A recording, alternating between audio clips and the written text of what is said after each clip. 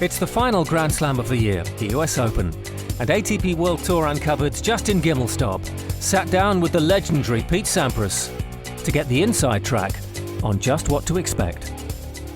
Five-time champion, Pete. Every major championship has a unique characteristic. What is so special and unique about the US Open?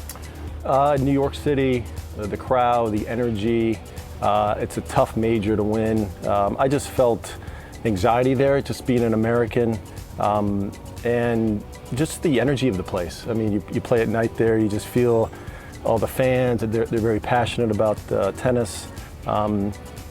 And to have won there 5 times, 3 finals, I feel pretty good about it. But it was a tough major. But this year is going to be a good one. I hope it's exciting, some good matches, so we'll see what happens. What are your expectations this year? Well, I like Novak. Obviously, he's the man to beat. Murray, Roger, Nadal hopefully gets his game back together. He's a great champion. I still just like Novak. I mean, he's just the man to beat. What makes him so great on a hard court specifically? I mean, obviously he's such a well-rounded player, but he's really been the most dominant hard court player the past 4 or 5 years. Well, his game is just solid. I mean, he serves well, he moves well, he loves the court, he slides well on the court. And he's got will. I mean, this guy is just a beast out there. And I just feel like 3 out of 5, he's just a really tough guy to beat.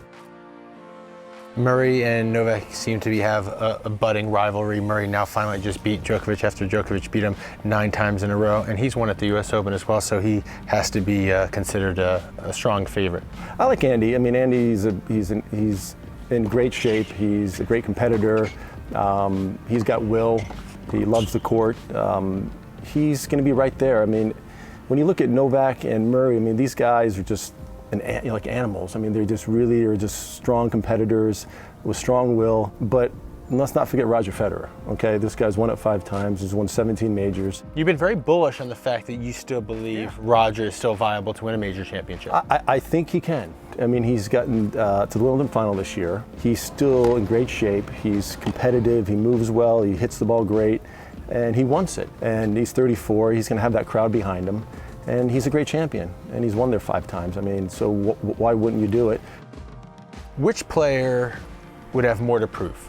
The defending champion, Marin Cilic, who came out of nowhere, or someone like Rafael Nadal, who's accomplished so much but wasn't even physically capable of playing the US Open last year? Probably play Cilic a little bit. Nadal's won 14 majors. He's done okay. Versus Cilic, being the champion of last year, to come back, he's got something to prove, and see how he does. So I would say Cilic, but let's hope Rafa gets back on the horse again, and we'll see how it all goes. Finally, as the #1 American coming into America's major championship, is that a unique dynamic? John Isner will be the #1 American coming into the US Open once again. How does that change things? For him, it's a little more pressure. It's just your championship, and John, I think, is going to feel it. And let's hope he plays well and can sort of make his mark on the event. Pistol, thank you for spending some time with us and for breaking down the 2015 US Open. No problem. Next week on ATP World Tour Uncovered, the Big Apple beckons, and we've the latest from Flushing Meadows. And opening the case for the defence, we meet up with Marin Cilic, 2014 US Open champion. Don't forget to log on to the all-new ATPWorldTour.com for your 24/7 breaking news, and talk with us on Facebook and Twitter in English and Spanish. See you next week.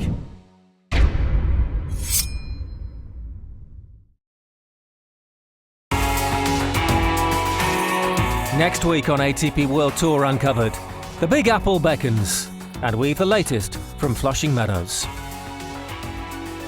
And opening the case for the defence, we meet up with Marin Cilic, 2014 US Open champion. Don't forget to log on to the all-new ATPWorldTour.com for your 24/7 breaking news, and talk with us on Facebook and Twitter in English and Spanish. See you next week.